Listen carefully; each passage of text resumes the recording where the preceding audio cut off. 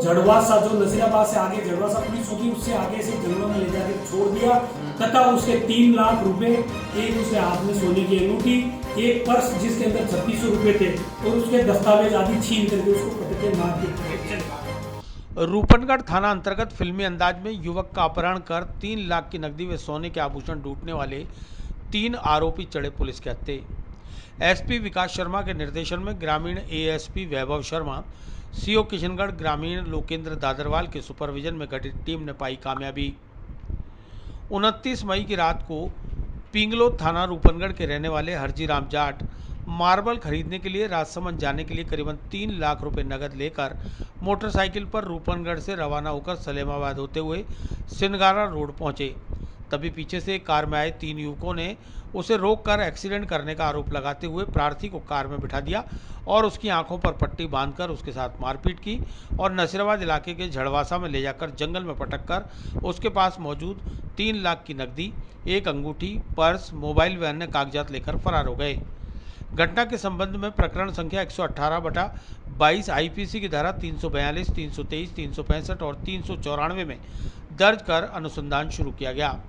SP विकास शर्मा के निर्देशन में अतिरिक्त पुलिस अधीक्षक ग्रामीण वैभव शर्मा, सीओ किशनगढ़ ग्रामीण लोकेंद्र दादरवाल के सुपरविजन में रूपनगढ़ थाना अधिकारी अयूब खान के नेतृत्व में टीम गठित की गई, जिसने 100 से ज़्यादा सीसीटीवी कैमरों का विश्लेषण कर आरोपी राम अवतार जाट, सुरेश जाट और रघुनाथ जाट को गिरफ्तार कर लिया।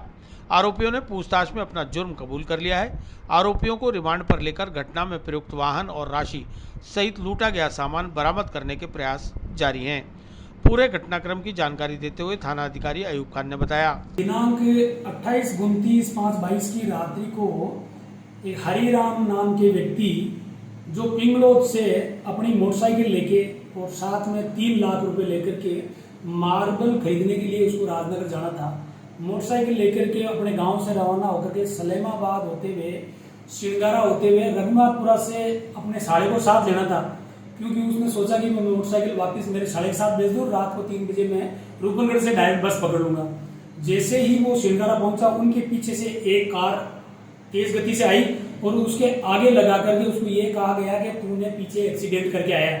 जैसे ही हरजीराम अपनी मोटरसाइकिल को रोका तो तीनों ने लपक करके उसको अपनी गाड़ी में बैठा लिया, मोटरसाइकिल वहीं छोड़ दी और गाड़ी में बैठाते ही उसके साथ मारपीट करते रहे और उसके कपड़े से उसकी आंखों पे पट्टी बांध दी। अच्छा।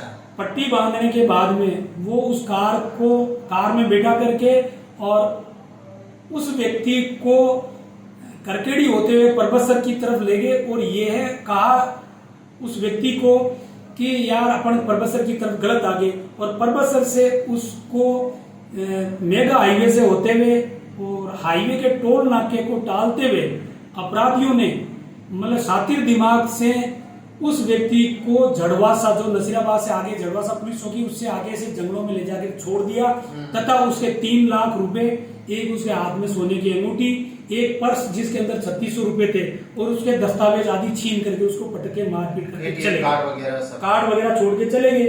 हमारे पास सूचना नसीराबाद सदर थाने से प्राप्त हुई, इस तरह से आपके इलाके में ये घटना घटित हुई। फिर परिवादी हमारे यहाँ आया, उसने रिपोर्ट दर्ज कराई, मुकदमा दर्ज किया, मुकदमा दर्ज करके अनुसंधान प्रारंभ किया और प्रार्थी को साथ में लेकर के हमने इसके साथ जो वारदात हुई उस घटनाक्रम को रिक्रिएट किया।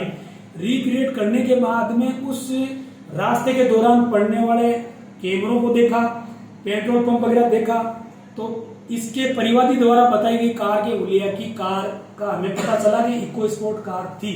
उसके अंदर ये लोग अपराधी इसको लेकर के अपहरण करके लेके चले गए थे। उस कार के बारे में हमने जानकारी की, जानकारी करने में पता चला कि उस कार के पीछे का शीशा टूटा हुआ था। इस बात की तारीफ मुस्तकिस ने भी की थी, तो हमने किशनगढ़ में कार के शीशे लगाने वाले मिस्त्रियों से जानकारी करने पे पता चला तो इस कार के शीशे लगाने के लिए अपराधियों ने साई दे रखी थी। उस साई के लिए अपराधी कार लेने के लिए आए तो उसका मालूम पड़ा के आधार पे इन तीनों अपराधी, नंबर 1 रामअवतार जाट निवासी धादिया का है, दूसरा सुरेश जाट निवासी खटसुरा का है, तीसरा रघुनाथ जाट निवासी खानपुरा जो नागौर जिले परबतसर थाने का रहने वाला है।